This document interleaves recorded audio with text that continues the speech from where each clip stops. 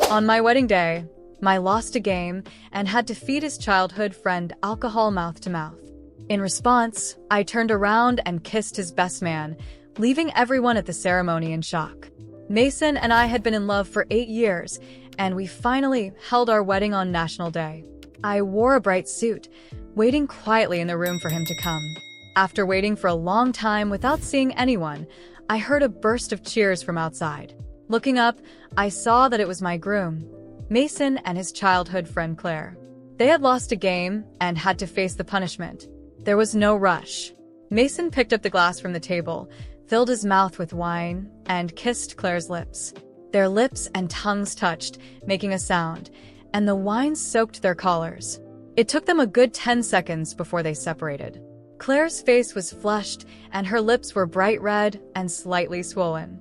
Everyone in the room turned to look at me. Their gazes were filled with mockery, sympathy, and schadenfreude. Claire's hand was still on Mason's waist as she looked at me intently, without letting go. With no trace of guilt, and even with a hint of provocation, Claire laughed at me and said, "I was just helping you test the wedding game. Don't be mad." I wanted to ask what kind of game would make you feed someone else's husband wine mouth to mouth at a wedding, but I kept my thoughts to myself. Surprisingly, I didn't feel angry at all. Instead, I felt a strange sense of relief. But my best friend didn't feel the same. She rolled up her sleeves, ready to start a fight. Mason stepped in front of Claire, glaring at me. "Audrey, if your friend dares to touch Claire today, this wedding is off." I nodded. I pulled my friend back and motioned for them to continue with the game. Seeing me silent, Mason assumed I was angry. "Can you stop being so jealous? How many times have I told you? Claire is just like a sister to me." His tone was full of frustration. I gave him a lazy smile and replied, "I'm not mad. You guys go ahead with the game. We'll wait in the room."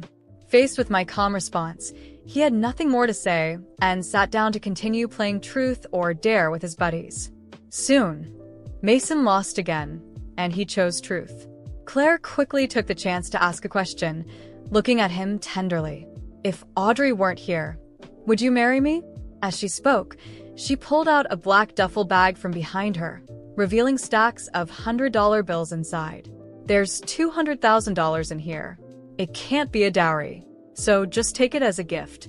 Faced with this unexpected scene, Mason froze for a moment, but quickly regained his composure. Looking moved and emotional amid the shocked gazes of the crowd, he slowly nodded and said I would. Everyone's eyes were filled with shock as they all turned to look at me. I got up from the bed, hiding my entertained expression, and began clapping. "Let's congratulate this couple for finally getting together. May you have many children." I said it sincerely, but everyone thought I was furious. Mason frowned and spoke up, clearly unhappy. "Audrey, how many times have I told you? It's just a stupid game. What's with this nonsense? Are you crazy? It's our wedding day. What do you mean by saying that? Are you trying to call off the wedding?" Listening to his accusations, I couldn't help but find it all amusing. Who exactly doesn't want to get married? He spoke again. "We're not even married yet, and your possessiveness is already out of control. I hate being tied down. You better change this nasty habit today." Saying that, he slammed the door. "You should stay in here. Narrow-minded and jealous as you are, we can't enjoy ourselves with you around." Claire looked smug as she provocatively held onto Mason's arm. "Don't worry. You stay here. We'll call you when the game's over." On my wedding day, my husband shut me out. I was forced to watch him act all intimate with another woman while the guests gossiped, holding their envelopes. Just thinking about it made me feel pathetic and ridiculous. But everyone else seemed to think it was completely normal. They weren't surprised by Mason and Claire's flirting. In fact, they acted like my role as the clown in all of this was perfectly natural. In the past, I would have flipped the table and screamed at everyone. It would have ended in an ugly argument. Mason would say that he and Claire were just friends, and I was the one with dirty thoughts. He would be disappointed in me, claiming I was ruining everything and didn't trust him. No matter what I said, he would give me the silent treatment and even meet up with Claire on purpose, just to make me jealous until I finally begged for forgiveness like a dog. Only then would he interrogate me, making me admit I was possessive to the point of being irrational and that I needed to trust him unconditionally. Over the years, through constant manipulation, I had turned into a lunatic who followed Mason's every word. Even on our wedding day, I still found myself instinctively questioning whether I was overthinking things. But deep down, I knew it was them who were in the wrong. The door closed, cutting off the view, and only the noise of laughter and chaos from outside could be heard. I leaned against the window, watching the lively scene below. My friends followed behind, fuming with anger. This is just too much. If this wedding doesn't happen, who cares anyway? But any more words were quickly swallowed as they glanced at my expression and chose not to continue. Everyone thought this wedding wasn't Mason's idea, but something I had begged for. Not long ago, Mason said he wanted to marry me, and I agreed. I had naively believed that after 8 years of waiting, I was finally going to get my happy ending. But today's events were like cold water waking me up. My best friend, Sophie, who had spoken up for me earlier, was frustrated beyond words. "You've been humiliated like this, and you still want to marry him?" I looked at Sophie and said, "Then I won't." As I spoke, I started taking off the golden hairpins and jewelry. Sophie was startled and quickly stopped me. "Are you crazy?" But what I did next really shocked everyone there. I looked in the mirror, pulling out the golden pins that held my hair, one by one. With every accessory that dropped onto the vanity, I felt like I was shedding not only the weight of the hairstyle, but also years of humiliation and manipulation. Sophie stood by my side, holding my arm, looking at me as if I'd lost my mind. But for the first time in a long while, I was completely clear-headed. "Audrey, you don't have to do this." "Not like this," she whispered, her voice filled with concern. I looked at her but said nothing. There was a deep, unfamiliar silence inside me. The anger that would usually explode in a moment like this was now contained, cold, and calculated. I knew exactly what I needed to do. There were no more tears to shed, no more fights to be had. I was exhausted. 8 years. 8 years of my life wasted, waiting for a future Mason had never intended to give me. I removed the last pin, letting my hair fall loosely over my shoulders. Sophie watched, restless. "What are you going to do?" she asked anxiously. "What I should have done a long time ago," I replied, standing up from the chair at last. The moment I opened the door to the room, more laughter echoed from the hall. Mason was sitting there, next to Claire, laughing loudly, with everyone around them cheering him on. They didn't have a single worry. To them, I was nothing more than an obstacle to their fun. The woman he had promised to love, honor, and cherish was just an insignificant detail in Mason's grand spectacle of life. I walked down the corridor and into the hall with steady steps. The people around stopped laughing, turning to look at me, not with concern or respect, but with sheer curiosity. I was the main act in the circus Mason had created. And like the expert manipulator he was ready to ridicule me publicly if I dared to explode. But I wouldn't give him that satisfaction. Mason looked at me with a smug smile. "Oh, you finally came out? I hope you've cooled off," he said, holding Claire's hand as if nothing was out of the ordinary. "I have," I said, my voice calm, almost unsettlingly so. "And I've made a decision." Mason raised an eyebrow, intrigued. "Oh yeah? And what's that?" "I'm not marrying you." A heavy silence fell over the room. All eyes were on us, like an audience witnessing the climax of a long-awaited drama. Mason's smug expression faltered for a second, but he quickly recovered it. "Don't be dramatic, Audrey. It's just a game, remember? You're overreacting." "No, Mason." "The overreaction was believing you loved me. The mistake was thinking you could ever be a man worth respecting. But the truth? The truth is you never intended to be. And you know what? I'm done being the clown in this relationship." Claire tried to hide her grin, but failed miserably. She looked satisfied with herself, as if she'd won some kind of competition. I stared directly at her, unblinking, and continued. "You can have him, Claire. He's exactly your level. Two selfish cowards who deserve each other."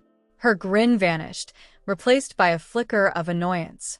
Before she could respond, I turned to Mason. "And you? Good luck." I hope she treats you the same way you treated me all these years.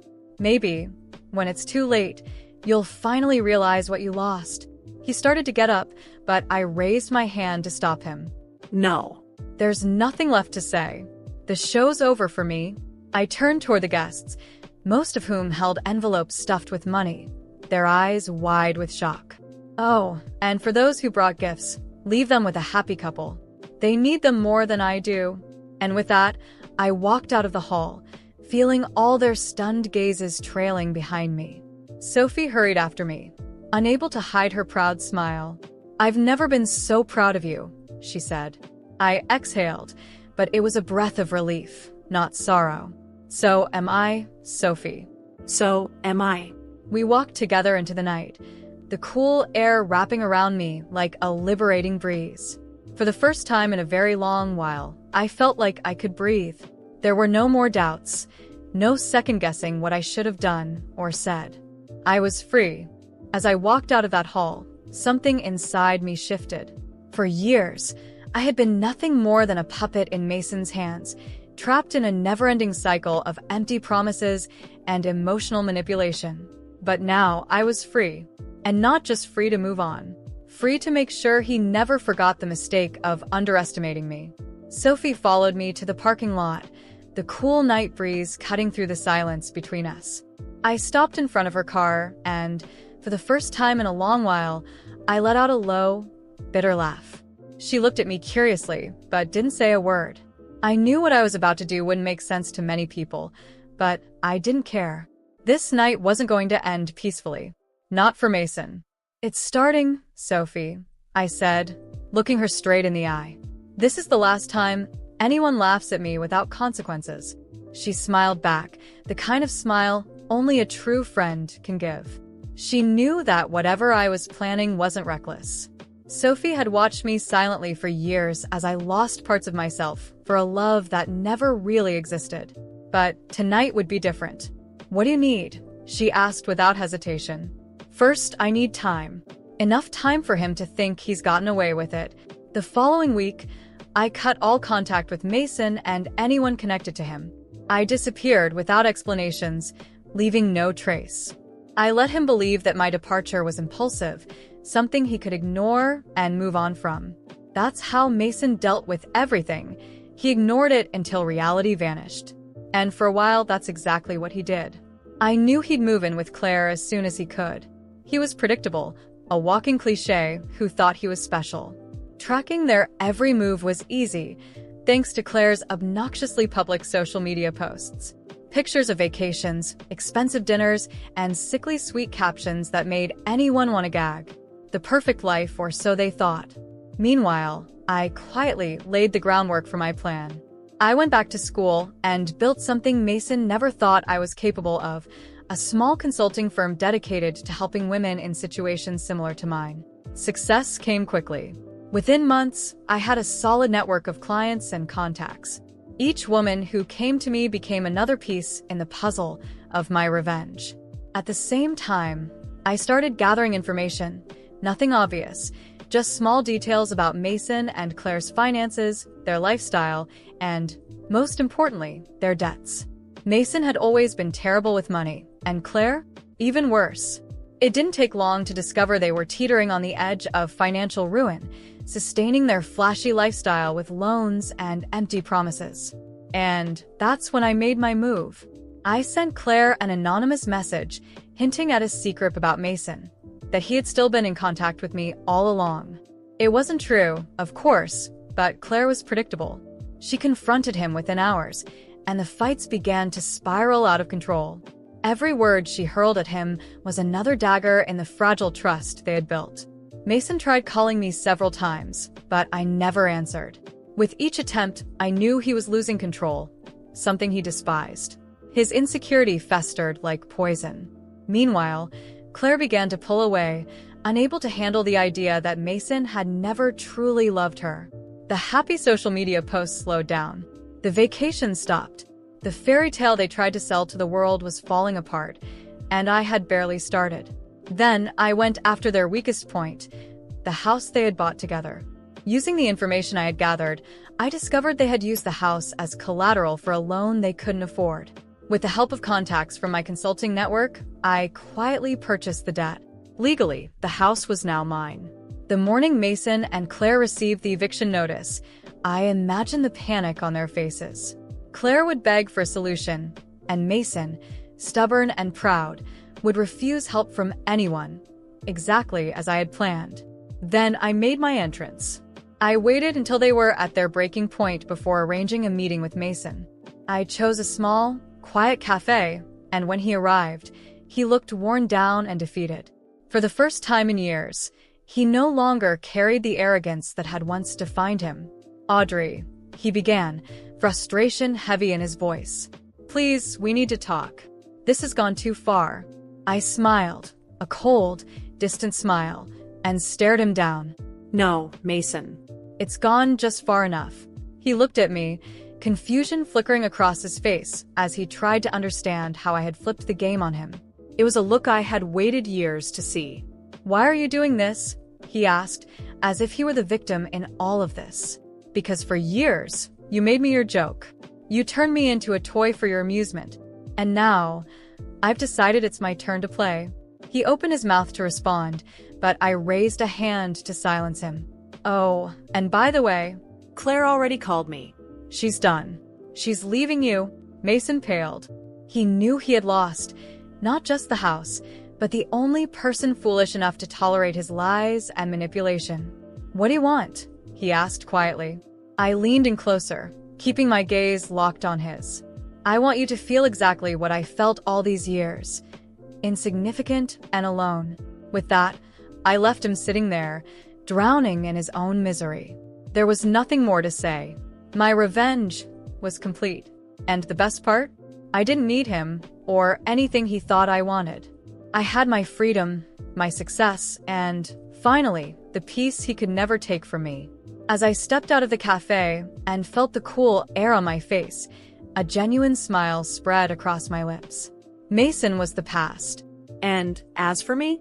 I was just the beginning of my own future.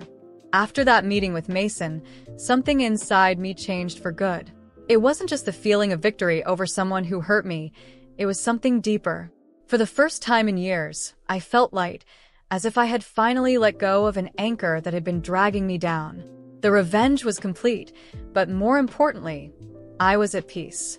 From that moment on, my life only got better. I redirected all the energy I had wasted on Mason into myself and my projects. My consulting business grew faster than I could have ever imagined. Every woman I helped rebuild her life was like another brick in the foundation of a new version of me, strong, free, and fulfilled. Soon I expanded my business. I opened branches in other cities and built a team of people who shared my vision. In less than 2 years, my company became a well-known name in the field of women's empowerment and support. I was invited to speak at conferences, events, and interviews, and before I knew it, I had become a respected public figure. Life also surprised me in ways I never expected. I met new people, friends who genuinely cared about me, not for what they could take from me, but for who I was. And one day, unexpectedly, I met someone special. It wasn't the kind of love that burns and consumes, like what I thought I had with Mason. It was calm, secure, and mutual, something I had never experienced before. Personally, I decided to enjoy the little things in life. I traveled to places I had always wanted to visit, allowed myself to live new experiences, and rediscovered who I was without external pressure. I took courses I never thought I'd take, pursued hobbies I had been curious about but had never explored out of fear of being ridiculous. Today, my life is a sequence of small joys and significant accomplishments. As for Mason, he got lost along the way. With Claire out of his life and without the financial support he had always taken for granted, he sank into debt and loneliness. I heard rumors that he tried to regain the lifestyle he used to flaunt, but no one was willing to help him anymore. The people who used to surround him vanished, and over time, he became a shadow of the man he once thought he was. People sometimes ask me if I feel sorry for him. Honestly, I don't. I don't wish Mason harm. My revenge was never about destroying him completely. It was about setting myself free. And that's exactly what I did. He no longer occupies space in my mind or my heart. He's a closed chapter, a lesson learned. When I look back on the past, I don't feel sadness or regret. In fact, I feel grateful. Grateful for having gone through it all, and, most of all, for having had the courage to turn the page and rewrite my story. Today, my life is exactly as it should be. And the most important thing? It's mine.